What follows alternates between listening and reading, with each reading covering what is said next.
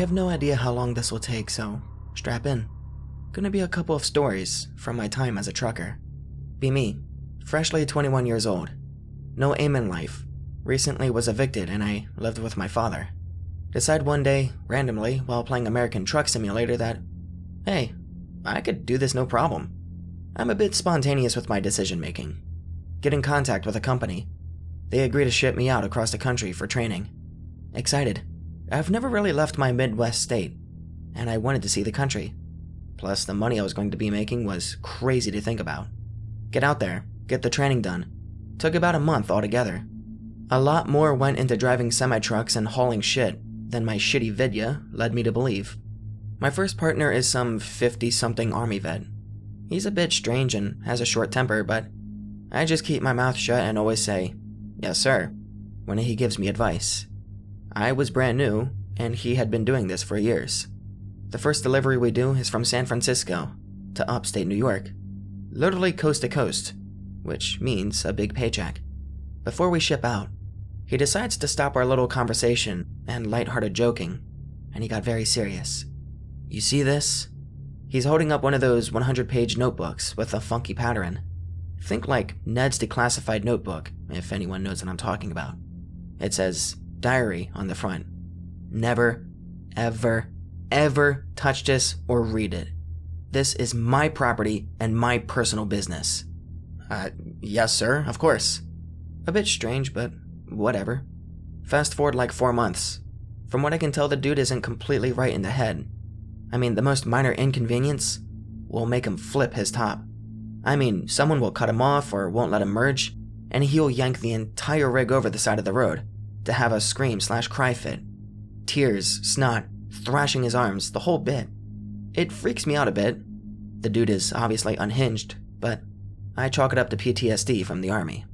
One day, he decides he needs to go home and handle some personal business. Something that happens often. We pull off into a trucking park lot somewhere in Pennsylvania.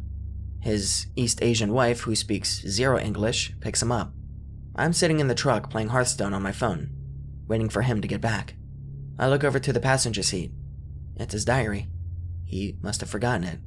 The thought crosses my mind to look in it, but I resist the urge. At first. I mean, it is sort of a dick thing to do, and I'm not the type to do something like that. Or so I thought. Because after about 10 minutes of going back and forth in my mind about it, I decide, fuck it. I'll have a bit of a peek. Flip through it. It's shit about how lonely it is on the truck at months at a time, and on the road. And with loneliness comes frustration. Sexual frustration, even. Okay, sure, I get it. He continues on about how it weighs on his mind, more and more. Finally catch up to the part where I got in the truck. The mood of the diary immediately shifts.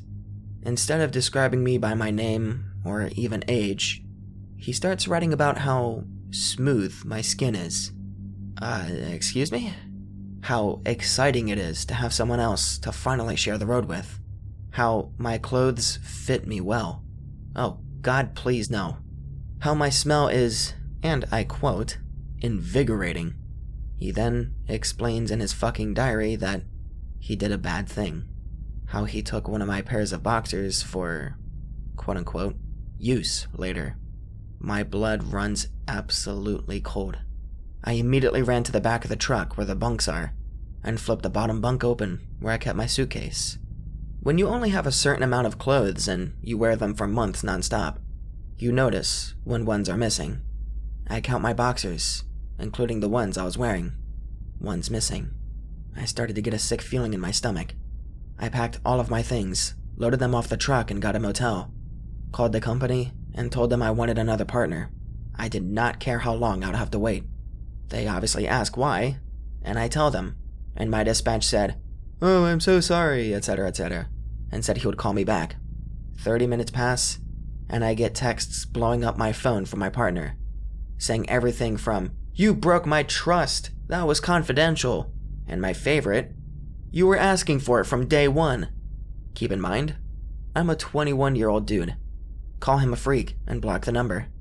About an hour and a half later, I'm watching this shitty cable TV that they have in the motel. Hear stomping coming from down the hall. Hear beating on my door.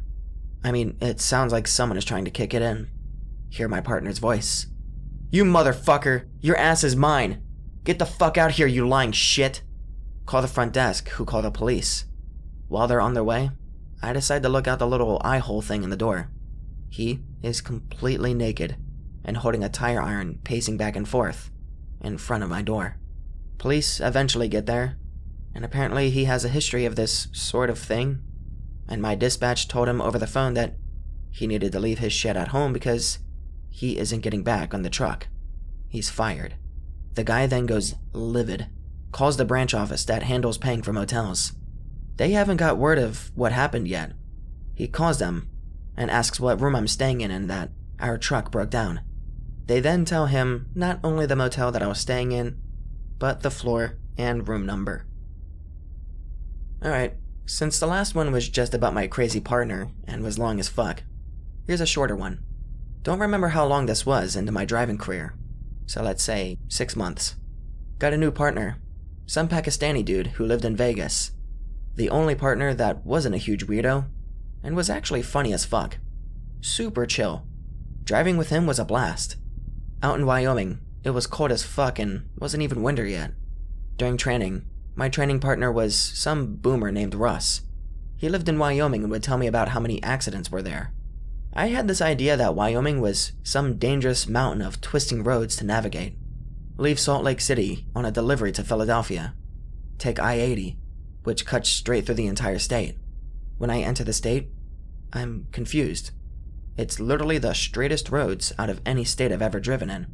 Think, this will be a piece of cake. Around 200 miles in Wyoming, I get an alert on Qualcomm, which is like this little touchscreen computer that acts as a GPS, and a messaging system between the truck and dispatch. Wind danger. Seek immediate shelter. Huh? The fuck does that mean? There's no storms, the sky's clear. And then, the wind hits me. Wham!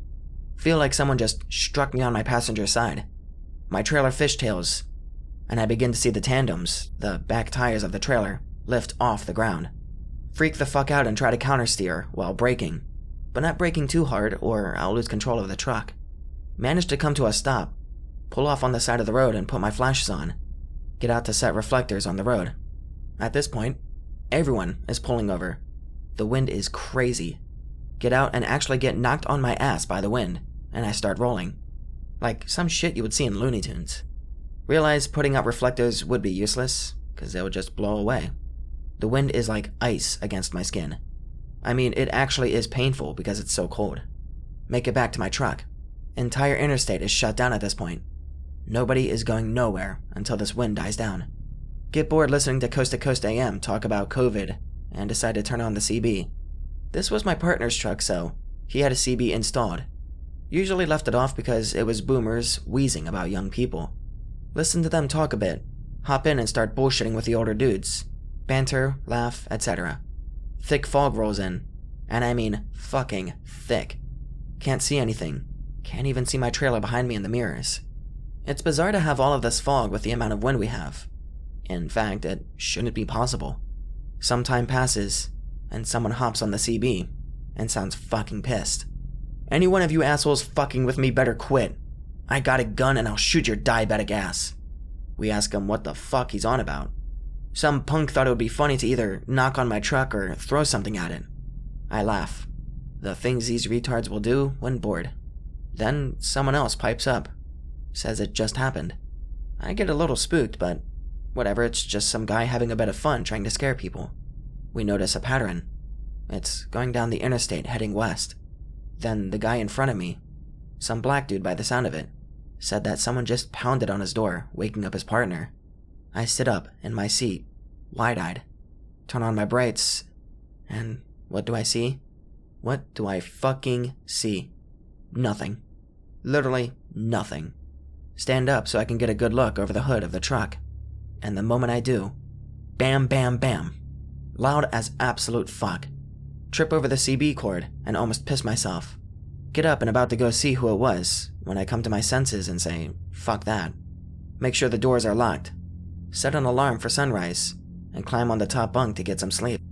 Sit there staring at the roof while listening to the wind howl outside. Almost sounds like someone screaming. Get no fucking sleep. Pig related. It's I-80 in Wyoming. Alright, here's a spooky one for you, and one I actually have pictures of that I took myself. It was a crazy night. Sleeping in the bottom bunk. Or trying to. Sorta in and out of consciousness. This was with my partner that I mentioned before. It's almost impossible to get much sleep on the top bunk while the truck is moving. So, we just shared the bottom bunk and would swap sheets out every time it was our turn to sleep. On I-40, leaving Arkansas and entering Oklahoma. I would say about 80 miles from Fort Smith, if anyone is familiar. All of a sudden, I hear, Bismillah, fuck, fuck, and the truck starts swerving. He's putting all of his weight on the brake pedal. Hear the engine brake engage. It's also called a J-brake. It restricts the muffler's air and forces its transmission to downshift. I finally come to, and I'm laying on the dashboard of the truck. I flew all the fucking way from the back of the truck to the front, and it's a miracle I didn't fly out the window. As I climb down off the dashboard and ask Saeed what the fuck his problem is, he just points in front of the truck. An entire rig is flipped the fuck over. It can't be more than a couple of yards in front of us. Sit there staring at it for a second, and then I realize, fuck, we have to help them. I throw on pants, hop out the truck, and I run over to the cab.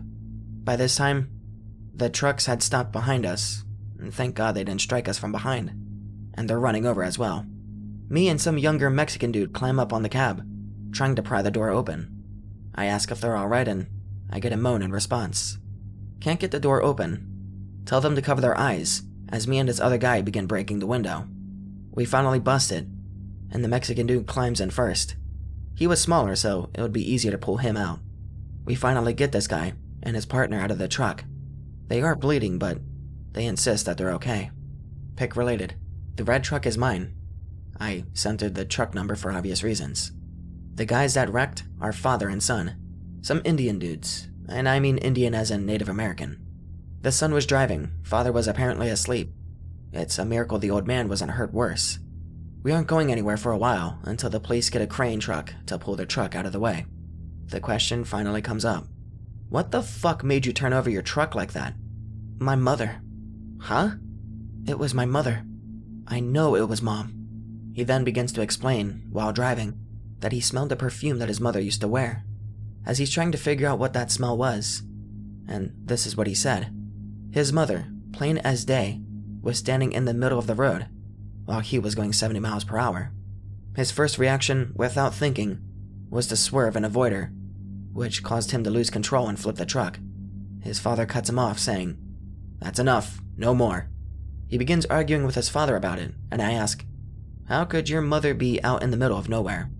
The father looks straight at me and says, "My wife's been dead for 14 years. He must be mistaken." My blood runs cold. I walk away, and I get in my truck, smoke a cig, and try to process what just happened. Cops finally show up 2 fucking hours later, and begin to attempt to move the truck. They take my statement, my partner's, and a few other people. I don't know what Saeed told them, but I told the officer what the son and father said, and I see the color drain from his face. That will be all. Thanks for taking the time, sir. Have a good night." Second cop walks up to me, laughing and shaking his head. I ask him what's so funny. This truck was hauling fertilizer. A few more feet, and you would have struck the trailer. I'm sure you know what would have happened then, right? I just nod my head. Well, if that's not luck, I don't know what is. Haha, yeah. Pick related. It's around where we were when it happened. I don't know how to green text this one, so I'll just tell it. When I was growing up, I lived in a very rural area, and I went to this elementary school that was, for whatever reason, in a section of this giant brick building, located at the end of a dirt road. There weren't many other students, probably 12 kids in total that went to it, and most of them were my grade. The weirdest thing about this building was, on the outside, it looked massive. I remember even my mom mentioning it a few times while talking on the phone, but the inside was tiny. It was clearly a 2-story building, but there weren't any stairs, and only about 6 rooms you could actually get to, and the largest was the quote-unquote gym, which was in the basement. The reason why it was so tiny is that the rest of the building was bricked up, I always thought it was weird how the doors in the place were laid out, and how there were windows in some classrooms that looked out to bricks. But this was just because they had bricked off a lot of the hallways. Skip ahead a decade and a half, I'm in my 20s, and I've gotten into urbex as a hobby. I had to take a visit down to my hometown because my grandma was in hospice care, and I wanted to be with her in her final days. This story isn't about that. However, I was stuck in town for a week or two because the shitty rental car I had broke down, and there were only like 2 guys working at the mechanic shop in town. I had also learned that this elementary school I had grown up in had been closed not too long ago. Just a few months, actually. Generally, my rule for urbex is to bring at least 2 other people, and obviously never vandalize. But curiosity got the better of me. I borrowed a crowbar from my dad's shed, and I took a trip up that old dirt road. Most of the windows, aside from the windows that didn't lead into the classrooms, were behind iron bars, most likely to prevent nosy guys like me from getting in. I traced the outside for about half an hour trying to find a way in, when I picked up on the fact that one of the sets of bars had gotten really rusty and real loose. Ironically, just near the front. I'm not that strong of a guy, but these things were corroded to the point that I managed to break them off with just a quick tug with the crowbar. The windows were unlocked, thankfully, and after struggling to get them open, I climbed in. The lights were still on in this bricked-off part of the building for some reason, and it was real cold. I could hear the buzz of the AC somewhere, which was kind of strange to me because I had vivid memories of the teachers opening windows because there wasn't any AC. There wasn't really much to comment about the first floor. It was just really dusty. Mostly blank concrete and laminated floor. I felt like I was going insane in that place, because I could swear I kept going in circles. I was trying to find some stairwell to the next floor because the first floor was just empty rooms and hallways, and I got the bright idea to leave some kind of mark for myself, to know where I had and hadn't been. I took out my pocket knife and carved an X into the laminated wood, and I walked back the way I came.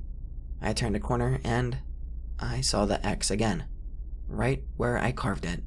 I turned around, more hallway, this time leading to an unopened red door. I'm getting goosebumps just thinking about this, but as soon as I walked up to the door, it swung open into one of the classrooms, except the windows that should have pointed outside were also bricked up. I stepped in, heard a loud clank, and when I spun on my heel, the door was gone. I tried walking to the other end of the classroom, to the door that should lead out into the main hallway, but it was like running in a nightmare. It felt like I was waist high in swamp water. My legs felt heavy, and I could hear my heartbeat. It got hard to breathe, like I was underwater, and I fell to one knee, staring at the ground. When I looked back up, I was in the same classroom, but the windows were normal. I could breathe again. I looked behind me, and my soul nearly jumped out of my fucking body as I saw some dark figure slam that red door shut, before it just vanished right in front of me, just submerging back into the stained wallpaper. I got the fuck out of there at that point. I had nightmares about that place for a few days after, just being a kid again and seeing that red door. I noticed too afterwards, and this is the part that fucks with me and makes me think that I'm just going insane, but I've been hearing shit ever since then. I'll hear thumping above me like someone stomping on the second floor while I'm outside in the middle of a field, or I'll hear doors slamming or being unlocked right next to my ear while I'm driving or listening to music. I've talked with a bunch of shrinks about this, and they said that I don't exhibit any other signs of schizophrenia or psychosis beyond these hallucinations. Either I fucked with something I shouldn't have by going past those bricked up hallways, or I got fucked up by some type of gas leak. Be me, Mormon friend. Start diving deep into the Mormons' history and theology. Have a crisis of faith because it doesn't match up with the very Christian views that I'd been taught growing up. Have a seminary teacher that's just an aggressively strange man. Massive autist. But he's honestly one of my favorite people of all time. I'm telling him about the weird shit that I've been learning, hoping that he'll just disprove it. But he's actually delighted. Tells me that he feels like normal seminary classes sanitize the church too much. Compares it to dating, saying that nobody unloads all of their baggage on the first date, which is good. But if you never show that person who and what you really are, you'll never get the chance to be truly loved. Thinks that the church robs itself of the chance to be truly loved by not showing us what it really is. Thinks that the church robs us of the chance to love God by not showing us who He really is. I'm still freaked out, but he seems almost sad at that last part. Says he'll give a lesson on it tomorrow. The official curriculum can wait. Honestly, kind of touching. It's not often that you ask a question and a teacher stops what he's doing to focus on you specifically. Get to class the next day, and he starts up a story without any heads up to the class. Says that his little sister got married when she was very young, and then started going to the hospital a lot. She said she was just clumsy, and he believed her, because he's a huge autist and takes everyone at face value. Turns out, her husband is beating her. She has enough of it one day, and she leaves him. In a surprising move for the era. Both families wound up supporting her. Her in-laws disowned their own son, and mourned him as if he died. People start rebuilding their lives, but he is really, really mad. He was always protective of his little sister, and he'd been really close to the brother-in-law, so that betrayal factor stung. He was still a seminary teacher then, so he taught the lessons, but he said that God wouldn't give his blessing to such an angry man, and stayed away from his lessons. After having one lesson fall particularly flat, he went home and said a prayer. Most of this is abbreviated. The prayer, verbatim, as he told it to us, was, "God, I know that I must forgive all men, but I hate this man so much, I wish he would choke to death on his own shit. Grant me the strength to just let go." There is no miraculous anger disparal thing, but he mans up enough to get some therapy, and after almost a year of visits, he feels at peace with himself. Almost a decade and a half goes by. Gets a call from the ex-husband-in-laws. Apparently, ex-husband had been vomiting a lot and was admitted to the hospital. He'd gone unconscious, and they weren't sure what was up, but they were calling family in case he died. They asked him as a man of God to come and give their disowned son a blessing. Said that he'd been pretty sure he forgave the man earlier, but this tested it. He really didn't want to go give the blessing, but he took a breath and agreed. Got to the man just before surgery, gave him a blessing of peace, love, and forgiveness, and then the doctors took him to the table. Apparently, the man had gotten some kind of benign tumor in his colon. It hadn't metastasized or anything, but it had gotten big enough to block the whole thing up, and if it can't go down, it must go up. Man had literally been vomiting his shit up for days. During the surgery, he vomits, and some of it drains back into his lungs. They get it out before he drowns, but the combination of acid and shit gave him a huge lung infection, and he later drowned in his own fluids. Class is totally baffled about this, and slightly horrified. Swearing is super taboo in Mormon world. Teacher continues with tears in his eyes. And on that day, I felt the true love of God. He had heard that prayer all those years ago, deep, deep down, but he couldn't fulfill when I was angry enough to be overjoyed with it, because to wish death upon a man in anger is a grave sin, and to relish his death is even graver. But once I had forgiven that man, once his death could be fulfilled without it being a damnation to my soul, God gave unto me my wish. And I want you kids to know that this is the God that we worship here in this building. He's not the Catholic God of ineffable perfection. He is alien and strange and more than a little terrifying, but he is still our God, and we are blessed to love him. Wound up leaving the church because its theology lacked any metaphysical strength. It's basically Gnosticism, where you just choose to worship the Archon. But that moment stuck with me. Part of me still wonders if he just got lucky, if he accidentally cursed a man, or if the strange physical God of the Mormons saw one of his most truly devoted followers and gave him a boon. Former cable worker here. I used to be the guy who hung telephone lines and fiber optic from telephone poles, buried them in the ground, installed power supplies and substations, you name it. All it would take to completely fuck the communications in an entire city is a normal flathead screwdriver, a pair of wire cutters, and a small flathead screwdriver. Maybe add a pair of bolt cutters to get rid of padlocks.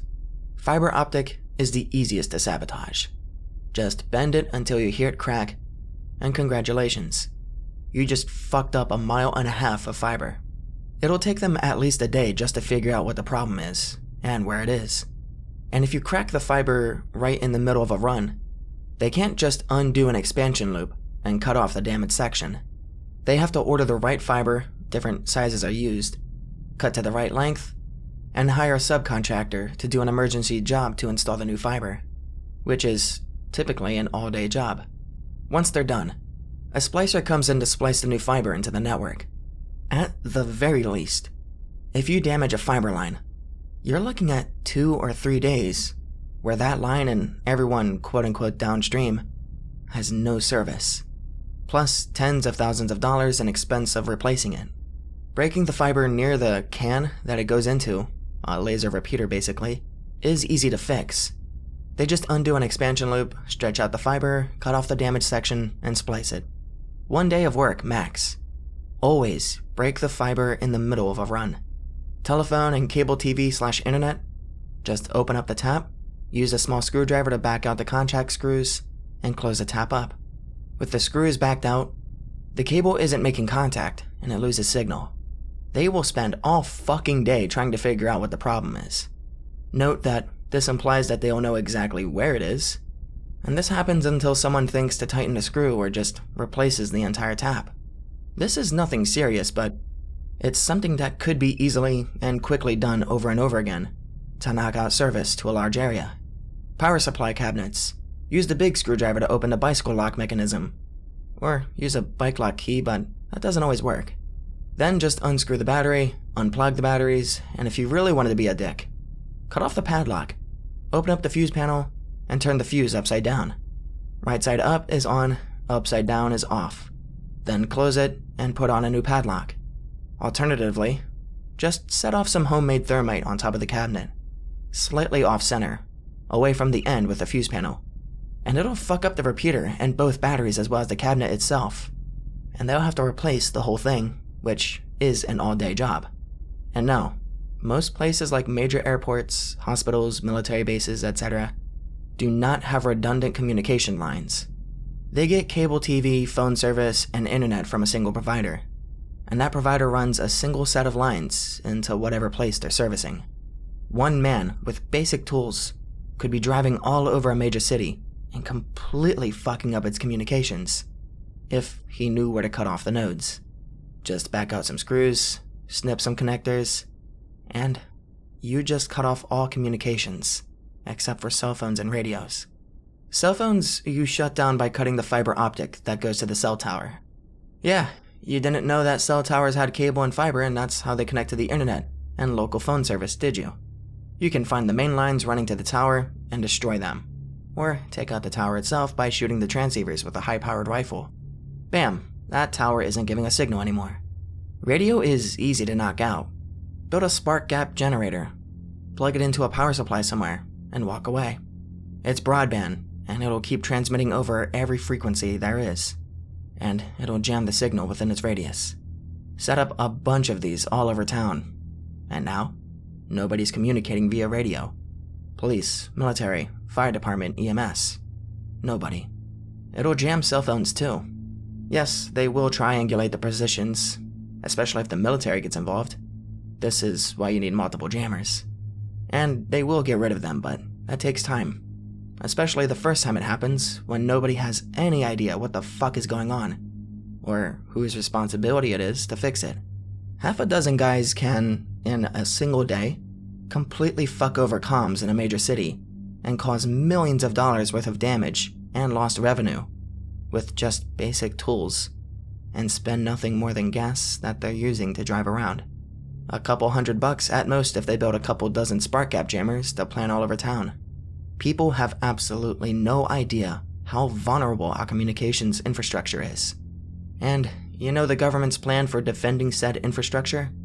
Hope nobody realizes how vulnerable it is. No, seriously. That's the extent of their plan to prevent massive sabotage. Hope people are too stupid to realize how easy it is. Obama doesn't need to shut down the internet entirely. He just needs to block access for common folk. Wall Street and major corporations will still get service. You will get a 502 error. So much business is done online that shutting down a city's internet for a day would cause millions of dollars of lost revenue, easily. Not to mention it'll cost tens of thousands, possibly hundreds of thousands of dollars, in expenses for the cable providers, because they have to pay for replacement cable and fiber, hire contractors to install them, and pay emergency job rates, which are higher than the standard rate, and pay their own employees massive overtime because they're all union, just to splice everything in once the contractors replace the cable and fiber. You could very easily fuck up the local economy to the tune of tens of millions of dollars in a single day. Do it to a city like New York, and you're getting into the billions. And while you're shutting down communications, why not shut down transportation too? Use a burner phone and call in bomb threats for major bridges, highway overpasses, and etc. They shut down the roads, cops scramble to search for bombs, traffic jams from people being detoured from major roads, causes hours of gridlock, especially if you call in the threats at rush hour. And the gridlock makes it harder for police and firefighters to get where they need to go to, especially once comms start getting fucked up. Want to shut down the airport? Call in a bomb threat there too. They'll ground the planes for hours. Fire an improvised mortar onto the tarmac and runway. You don't need live rounds, just smoke bombs, or even duds filled with sand. They have to treat every single one like a live bomb. And the airport is completely shut down. No planes in, no planes out. Not until the bomb squad handles every single mortar laying on the tarmac. And if the bomb squad is stuck in gridlock because they were across town investigating a bomb threat at an overpass, and nobody can get a hold of them because phone and radio service is fucked up, you just shut down the airport for the rest of the day. Half a dozen guys, tops, not bottoms, could fuck over an entire city to the tune of hundreds of millions. I don't know why I said that. Or even billions of dollars, without hurting a single person or causing any permanent damage.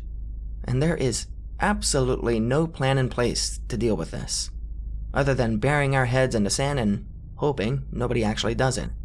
The vulnerability of our infrastructure and the shittiness of its security is inexcusable. We really need to be building some redundancy into the system, upgrading our infrastructure, and working out an actual plan for defending it, or else the Russians, Chinese, or the Wolverines are going to fuck everybody's shit up with near impunity. My relatives decide to visit some of their relatives who live in a rural area. The name of the place is long and mixes words into Portuguese with Spanish, too far from the main district. As soon as I get there, I realize that it's not just the name that's weird. There are many dirt paths connecting houses, and a main path surrounded by tall vegetation. I also saw many small demolished or abandoned houses. Whole place has a strange aura. I wonder why I'm feeling this, when I'm usually very skeptical. When we arrive at my grandmother's nephew's house, we are treated well. A good part of the time there is talk of old people who haven't seen each other in a long time. Bored as hell. Decide to walk randomly around the place. The place is greenish because of the rainy months, but usually all that there is almost dead yellowish vegetation. I'm still bored as all hell. Anan, come here. We're going to Grandma's brother's house. Lots of fences along the way, and some that we have to sneak through. Everyone goes straight to the spot, but I get distracted by a gourd tree. I decide to kick one on the ground because it looks like a ball. I feel fucking stupid. When I go to get the gourd, I notice that it has a hole. Out of nowhere, a bunch of ants come out of the hole in the gourd. They're fast, and they're grouping one after the other, as if they want to cover my hand. The fuck is that? I'm still watching this for a few seconds. Then I drop the gourd and start shaking my hand. When all the ants went to the ground, they started to go to the gourd again. They get into it almost the same way they got out. What the heck happened here? I was confused for a few minutes by all of that. and after a while, I left. When I arrive at my uncle-grandfather's house, I see everyone talking. It's a few more long hours of boring conversations and nothing to do, but at times, they act weird. Of all who went with me, I was the only one who was not evangelical. I noticed the annoyance of everyone there. When my grandmother and my uncle talk about these things, they shut up and get incredibly serious, looking at us with a bizarre look. Even some who were in the kitchen stop eating and drop the cutlery that hits the plate. They look like fucking programmed NPCs or shit. After that, there's a short silence and my relatives who came with me start talking again. They try to change the subject, but sometimes the conversation would turn to these topics and this reaction would happen again. On the way to the house where we were, my uncle says that almost everyone there is a Jehovah's Witness. I've seen many people disagree with each other's religion, but with these reactions, I swear I've never seen this before. The rest of the day was just as boring. Night falls. The place gets even weirder. Not even more than 3 lampposts. So I take my flashlight and I walk around. When my grandma's nephew sees what I was doing, he's surprised. He says that I'm courageous because there are many strange things there. I, skeptical as fuck, say that I don't believe in these things.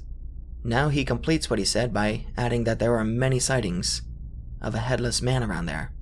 I want to laugh, but I stay serious. I end up going into the house and I go to sleep. Next day, I wake up and remember having dreamed something strange. The dream had a headless man riding a strange horse. Think that I probably dreamed this because I heard about it before going to sleep. The second day was just as boring as the first. That's all there is to this place. Boredom and rumors. That's all there is to this fucking story too. My grandmother's nephew says he saw a maned wolf there once. Still says it tried to attack him. I question it in my head. Maned wolf are fruitful and docile. And by the way, they're not even part of that biome. And again, I'm bombarded with stories of this headless man. It seems that everyone there saw things that shouldn't be there. They're also very easily manipulated and alienated. And on the last day there, my uncle and I went to my grandmother's brother's son's house. They treat us well, but when my uncle says these things about heaven, they get serious, as if they were in another dimension. The guy keeps looking at us with a weird fucking face. So we say goodbye and we pack our bags. The night falls. My uncle decides to go there again and asks me to go with a flashlight. When we get there, he's all alone. He's watching TV. It's a weird show showing national parks. He seems to have been there for hours watching that. My uncle tries to talk, but he's practically talking to himself. I say that I'll wait in the car, and we leave. The whole trip back, I was just thinking, what the fuck is wrong with that place?